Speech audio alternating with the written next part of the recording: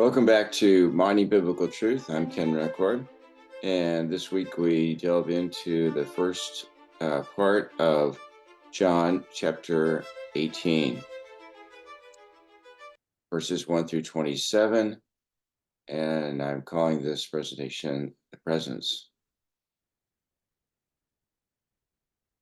I want you to imagine with me, if you will, that fateful night in the spring under a full moon in the Garden of Gethsemane. Jesus has just come to the end of his prayer. All the disciples are asleep. And then the sound of marching feet comes echoing through the trees. And then the torchlight flickers off the leaves as the fateful hour approaches.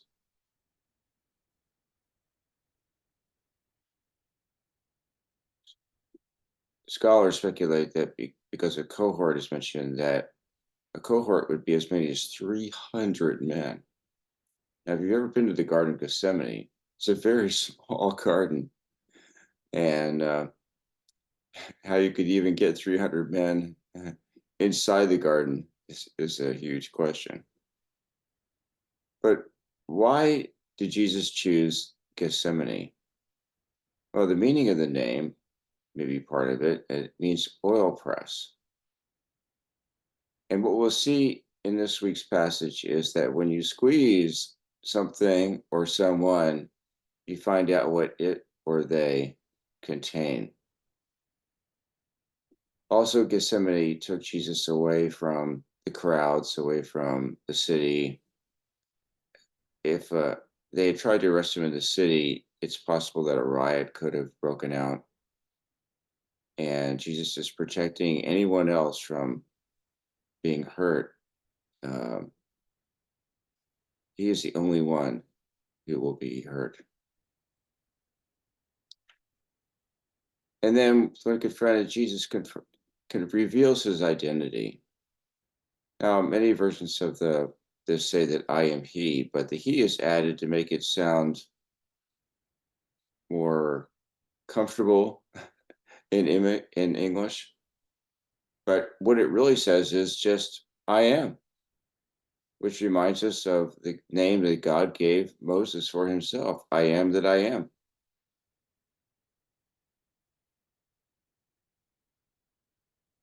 Now, when in the presence of God, I think there are only really two possible responses.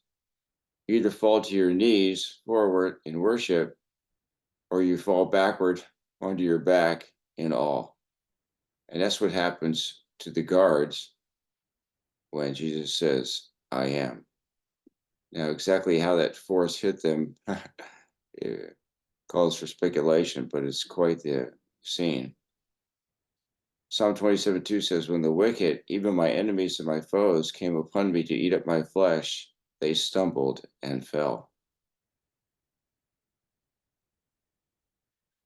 Like these quotes from James Hamilton regarding this passage. It says, our salvation is secure because Jesus is infallible, undefeatable, indestructible, and undistractable. And when the faithful flee, the bold betray, the pure are defiled, and the just are corrupted, Jesus will remain. He will never fail us. Now let's look at a comparison of Jesus and Peter in these passages. Jesus sweated blood in prayer. Peter slept. Jesus submitted to the Father's will. Peter refused to submit to the Father's plan. Jesus relied on the Father's power. Peter relied on his own power. And Jesus acknowledged his identity. I am. Peter denied his identity, saying, I am not. Proverbs 29:25 says, fear of man will prove to be a snare. Whoever trusts in the Lord is kept safe. And Peter learned from his experience was restored and able to warn us in 1 Peter 5:8, be sober, be vigilant, because your adversary, the devil, as a roaring lion, walketh about, seeking whom he may devour. Remember, Jesus had prophesied that Peter would be tested, that the devil wanted to sift him.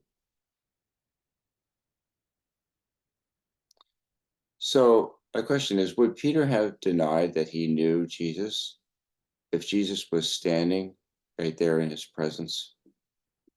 I don't think so. So, why the difference? I think we fail to really trust in God's presence with us. We need to live as if God is always present by our side, which He is in the Holy Spirit when we're listening to the Holy Spirit. But Peter had not yet received the Holy Spirit, so he hadn't received that power yet. This is why Jesus told them uh, not to try to do anything until the Holy Spirit came. Having just freed his chosen ones from the potential arrest, he did not want them to expose themselves to arrest. And yet Peter followed him anyway. So you can ask yourself, in what situations are you prone to caving into societal pressure, forsaking discipleship in Christ? Let's go to the Lord in prayer. Dear Lord, thank you for this passage this week and what it teaches us about our walk. Help us to avoid putting ourselves in situations where we rely on our power, maybe knowing that we are weak.